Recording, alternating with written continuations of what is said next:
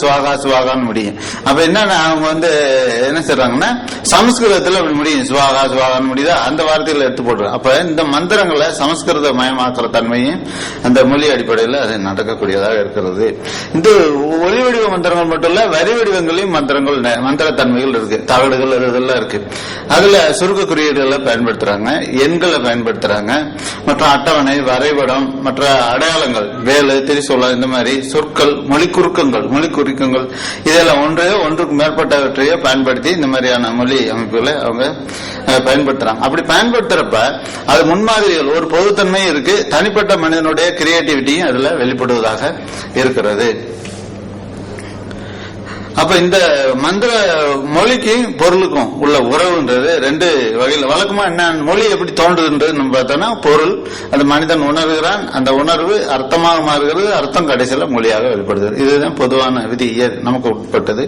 ஆனா மந்திரங்கள் என்ன நடக்குதுன்னா, மொழியே இந்த பொருள்களை உற்பத்தி செய்யக்கூடியதாக, நிகழ்வுகளை உற்பத்தி செய்யக்கூடியதாக அந்த மந்திரங்கள் மாற்றப்படுகின்றன. இந்த மாற்றம் எப்படி வருது அப்படின்னா, அதான் முக்கியமா அரசாணை மொழி ஒரு பக்கம் இருக்கு. அதை பார்த்து என்ன செய்யறாங்க, அதிகார மொழிக்கு எதிராக மந்திர மொழி உருவாக்கப்படுகிறது.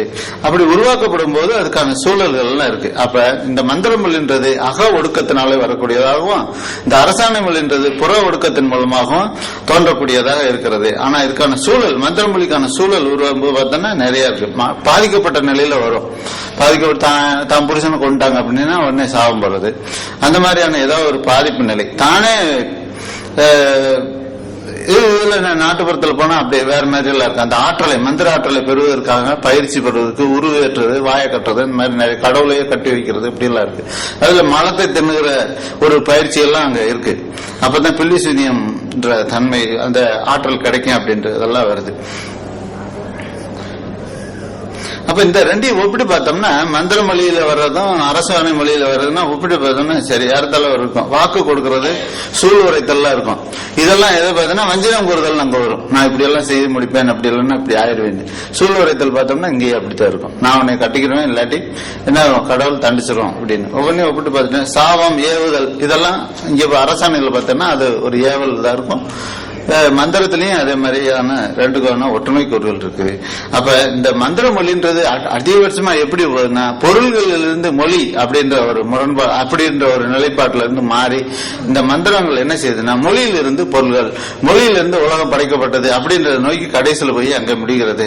அது சைவமா இருந்தாலும் சரி, கிறிஸ்தவமா இருந்தாலும் சரி, எல்லாமே அப்படித்தான் இருக்கு.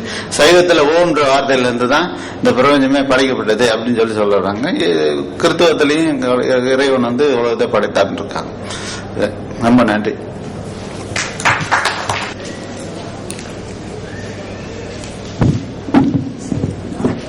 மந்திரம் என்ற சொல்லு தேவாரத்தில் வர்றப்ப என்ன சொல்லுதுங்க, மந்திரமாவது நீரு அப்படின்னு சொல்லி அதனுடைய பெருமையை ஒரு 5-6 வரியில் சொல்லுதுங்க. அடுத்தது அறநெறி சாரத்துல குமரகுருபரர் என்ன சொல்றாருன்னா, மந்திரமும் தேவும் மருந்தும் குருவருளும் தந்திரமும் ஞானம் தரும் முறையும் மந்திரமும் மெய்யெண்ணின் மெய்யாய் விளங்குமே. நீங்க என்ன மந்திரம் அதை விட்டு நீங்க அதை படிச்சுட்டு நீங்க என்ன கன்க்ளூஷன் பண்றீங்களோ அதை மட்டும் முரண்படுத்தினா அதை சொல்லுங்க. மற்றதெல்லாம் மந்திரம் சொல்லிட்டு போறாங்க நமக்கு. அது சொல்றீங்களா? நீங்க என்ன நினைக்க அதை சொல்லுங்க. மந்திரம்ன்றது பழைய காலத்துல ஏதோ ஒரு மூலிகை பொருளை வச்சு நீங்க சொன்ன மாதிரி அந்த தகடு, செப்பு தகடு, அதுல உருவேற்றி அவங்க செய்தாங்கன்றாங்க. அது உண்டா இல்லையான்றதுக்கு அது பெரிய ஆய்வுங்க. அதாவது இயற்கை சக்தி, அதற்கு எதிராக ஒரு சக்தி நிறுவுறதுதான். கேள்வி மட்டும் கேளுங்க, 5 நிமிஷம் தான் டைம், கேள்வி மட்டும் கேளுங்க. இதை சொல்லிட்டுங்களே, அதுக்கு கருத்து சொல்றீங்க. மந்திரம் இன்னொன்னு தந்திரம் சொல்றாங்க. தந்திரம்ன்றது சுருக்கமானது, மந்திரம் சொன்னீங்களே கட்டுப்படுத்துதல். இயற்கையினுடைய சக்திக்கு எதிர்மாறான ஒரு விளைவு தரக்கூடிய ஒரு சக்தி அவங்க உருவாக்குறது பழைய காலத்துல இருந்தது. மந்திரம். சரி கருத்து. வணக்கம்.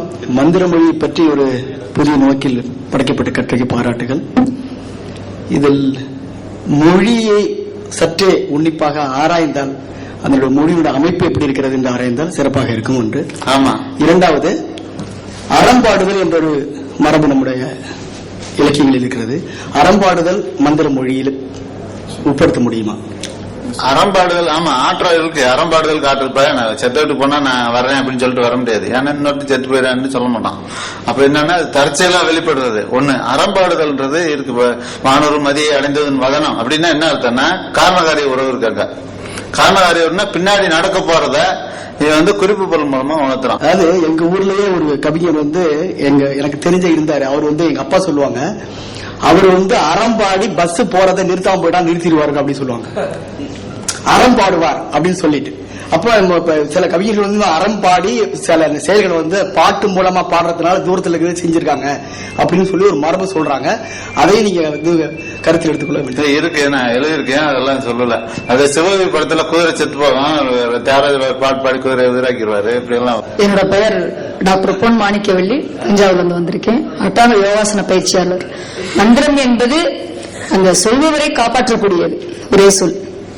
அந்த எந்த வார்த்தையால எப்படி சொல்லணும் அப்படிங்கறத திருமூலர் அந்த திருமந்திரத்துல நமக்கு விளக்கமா எளிமையான பாடல் எல்லாம் நிறைய சொல்லியிருக்காங்க. அதை திரும்ப திரும்ப நமக்கு சொன்னா அந்த வைப்ரேஷன் அப்படியே நம்மள கண்டிப்பா அது எந்த நோயா இருந்தாலும் சரி, எந்த செயல்கள் நடக்கணும் அப்படின்னு நினைச்சு எந்த மந்திரத்தை சொல்லணுமோ அந்த மந்திர தந்திரிகள்ல விளக்கமா இருக்கிறது என்னோட கருத்து. அறிவியல் பூர்வமா அதை ஏத்துக்காதவங்களும் இருப்பாங்க, ஏத்துக்கிறவங்களும் இருப்பாங்க. டெலிபதி, அதெல்லாம் டெலிபதி இந்த மாதிரி உள்ளதை ஏத்துக்கிறவங்களும் இருக்காங்க. அறிவியல் பூர்வமா அறிவுபூர்வமான அட்டாம யோகம் சரியாக செய்பவர்களுக்கு அட்டாம சித்தி கிடைக்கணும் என்பது விதி. அந்த எந்த மந்திரத்தை சொன்னா என்ன நடக்கும் அப்படிங்கறத நினைச்சுதான் இந்த காலகட்டத்தில் இந்த 5000 ஆண்டுக்கு முன் 3000 ஆண்டு தவம் இருந்து திருவாரூரையில் தவம் செய்து நமக்கு ஒவ்வொரு ஆண்டுகளாக ஒவ்வொரு பாடலாக 4 வரியில் எழுதியுள்ள அதை திரும்ப திரும்ப நமக்கு சொல்லும் போது இந்த காலகட்டத்திலும் சக்தியில் கிடைக்கும் போது என்னோட அறிவியல் பூர்வமான ஆராய்ச்சி மட்டுமில்ல, அதில் அதை செய்து ஒரு சீடியாக வெளியிட்டிருக்கும். தண்ணீர் மிதப்ப நம்புறீங்க, இல்ல, நான் தண்ணீர் மிதக்கிற சக்தி இருக்கு இப்ப இந்த காலகட்டத்துக்கு. நன்றி. இல்ல அவ்வளவுதான், எனக்கு ரொம்ப நன்றி எல்லாருக்கும். இல்ல கேள்வியா நேரம் ஆகுது, அப்புறம் கேள்வியா நேரம் இருந்ததுன்னா திருப்ப வருவோம். பேரன்புக்குரிய தலைவர் அவர்களே, கூடியிருக்கின்ற சான்றோர் பெருமக்களே, என்னுடைய ஆராய்ச்சி கட்டுரையின் தலைப்பு தமிழ் லொகேட்டிவ்ஸ். இந்த கட்டுரைக்கு எனக்கு வழங்கப்பட்ட நேரம் மிகச் சரியாக 15 நிமிடங்கள். நான் அதற்குள் முடித்து விடுகிறேன். அதற்கு முன்பு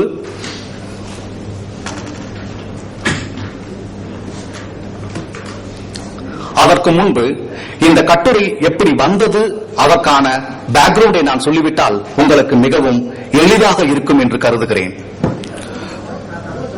இதற்கு எந்த விதமான மொழியியல் அறிவோ, உங்களுக்கு இலக்கண அறிவோ, துறை அறிவோ நான் எதிர்பார்க்கவில்லை. நான் எதிர்பார்ப்பது ஒன்றே ஒன்றுதான். ஒரு ஆங்கில வாக்கியத்தை சொல்லுகிறேன். அதற்கு நீங்கள் தமிழில் எப்படி அமைந்திருக்கிறது என்று பாருங்கள். மித்தது உங்களுக்கு நான் எப்படி வருகிறேன் என்று புரியும். Let us take one example. ஒரு சின்ன உதாரணத்தை எடுத்துக்கொள்வோம். அந்த உதாரணத்தில் ஒரு ஆங்கில உதாரணம் நம்பர் 1 என்று வைத்துக் கொள்வோம். They walked about the streets. இங்கே about என்ற ஆங்கில வார்த்தைக்கு அது ஆங்கிலத்தில் உங்களுக்கு ப்ரிபோசிஷனாக வந்திருக்கிறது. அந்த ஆங்கில வார்த்தைக்கு தமிழில் சொல்கிற போது அவர்கள் வீதியில் நடந்தார்கள், இங்கேயும் இங்கேயுமாக நடந்தார்கள். இங்கே about is equal to இங்கும் அங்குமாக என்ற பொருள் இருக்கிறது.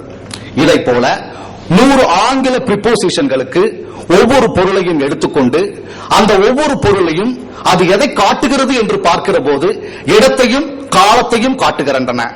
அப்படி இடத்தையும் காலத்தையும் காட்டுகின்ற ஆங்கில ப்ரிபோசிஷன்களுக்கு தமிழில் என்ன வருகிறது என்று பார்க்கின்ற போது நமக்கு கிடைத்தவைதான் உங்களுக்கு தமிழ் இருக்கக்கூடிய ஐ, ஆல், கூ, அது, கண் என்று தொல்காப்பியர் எனக்கு அது எக்ஸாக்டாக தெரியவில்லை, வரலாற்று மொழியிலாக தெரியவில்லை, தற்கால தமிழ் சொல்லுகின்ற போது கிட்டத்தட்ட 134 வேற்றுமை உறுப்புகளும் சார்பு எழுத்துக்களும் வந்திருக்கின்றன.